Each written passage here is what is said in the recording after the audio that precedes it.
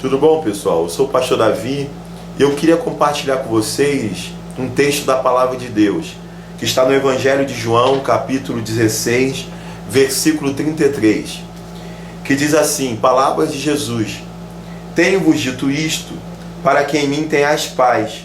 No mundo tereis aflições, mas tende bom ânimo, eu venci o mundo. Há algum tempo, alguns pastores, alguns líderes têm se preocupado e têm denunciado a pregação de um evangelho triunfalista. O que seria isso? Um evangelho que diz, uma pregação falsa, que diz que o cristão não passa por lutas, não passa por perdas, não passa por aflição. O perigo de se pregar esse tipo de evangelho é criar pessoas dependentes de sinais, pessoas dependentes daquilo que Deus possa dar. E Jesus nunca nos deixou enganado. Aqui no Evangelho de João, capítulo 16, 33, ele deixou bem claro que no mundo nós teríamos aflições, mas que nós tivéssemos bom ânimo, porque ele venceu o mundo. Muitos sabem do que aconteceu com a minha família no ano de 2011, em setembro, no dia 3 de setembro de 2011. Meu irmão sofreu um acidente na BR-101, colidiu na traseira de um ônibus, com o carro dele, e nesse acidente meu irmão faleceu, a minha cunhada e as minhas duas sobrinhas. Toda a família do meu irmão morreu. E eu lembro que naquela noite, na pior noite da minha vida, quando cheguei para dar notícia aos meus parentes, para dar notícia à minha mãe principalmente, que foi a parte mais difícil. Eu lembro que minha mãe, quando recebeu a notícia, ela rasgou a roupa, começou a rasgar a roupa, deu um grito, começou a gritar muito alto. E depois ela pediu que eu desse a mão para ela, e ela me pediu que eu a colocasse de pé, e ela toda trêmula, e eu com medo do que ela iria fazer.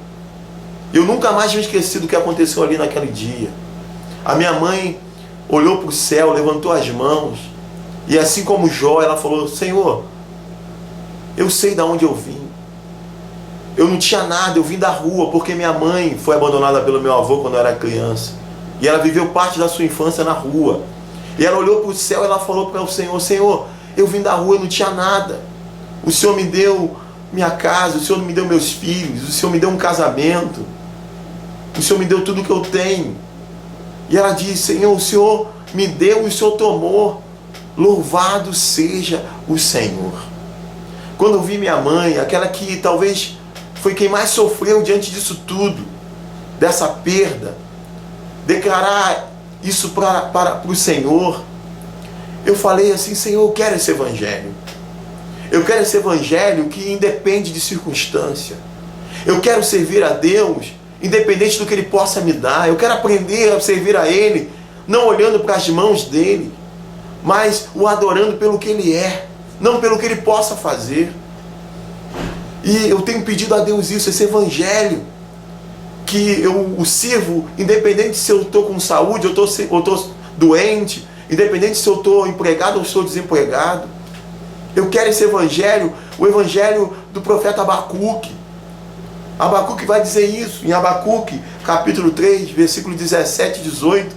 Ele diz assim, olha só, ele diz: mesmo não florescendo a figueira, não havendo uva nas videiras, mesmo falhando a safra de azeitonas, não havendo produção de alimento nas lavouras, nem ovelhas no curral, nem bois nos estábulos, ainda assim eu exultarei no Senhor e me alegrarei no Deus da minha salvação.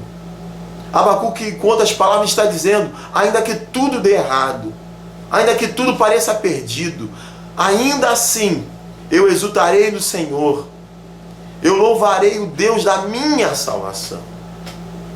Sabe o que faz a minha família estar de pé depois de tudo isso? Sabe o que faz a minha mãe ainda estar de pé e ainda ser uma pessoa útil, uma pessoa que tem se doado no evangelho, que tem evangelizado, que tem sido uma missionária lá na Bahia? Sabe o que faz a gente estar de pé? É que a nossa esperança não diz respeito só a essa vida. Talvez está aí a resposta, quando a gente diz assim: qual a vantagem de ser cristão? Qual a vantagem de servir a Deus se nós não estamos isentos de algumas coisas? Se nós podemos passar por perdas, por lutas, por choro? Qual a vantagem de ser cristão então? A vantagem é que nós nos alegramos no Deus da nossa salvação. Paulo diz na palavra de Deus o seguinte, que se o que nós esperamos em Cristo diz respeito só a essa vida, nós somos os mais miseráveis de todos os homens.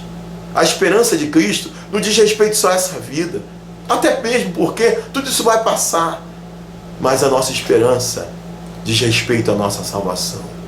A palavra de Deus vai dizer que aquilo que olhos não viram, nem ouvidos ouviram, nem jamais penetrou na mente do homem, é o que o Senhor tem preparado para aqueles que o amam. A nossa esperança é essa. Não estou dizendo com isso que a gente não chore. Não estou dizendo com isso que você não deva chorar, que você que teve uma perda não deva ficar triste. Não, nós somos seres humanos. Mas eu digo com certeza para você, em meio a toda a dor, em toda a perda, em toda a luta, eu não posso mentir, eu não posso te enganar. Eu não estava sozinho. O Senhor estava comigo. O Senhor estava me encorajando, estava me animando, estava me dizendo, nem tudo está perdido. A sua vida não se limita aqui. A vida do teu irmão, da tua cunhada, das tuas sobrinhas, não se limitava aqui. Eu tenho promessas que diz respeito além da vida. Como a palavra de Deus diz, quem nos separará do amor de Cristo? A fome, a nudez, o perigo, a espada, a altura, a profundidade, as coisas do presente, do porvir? Não.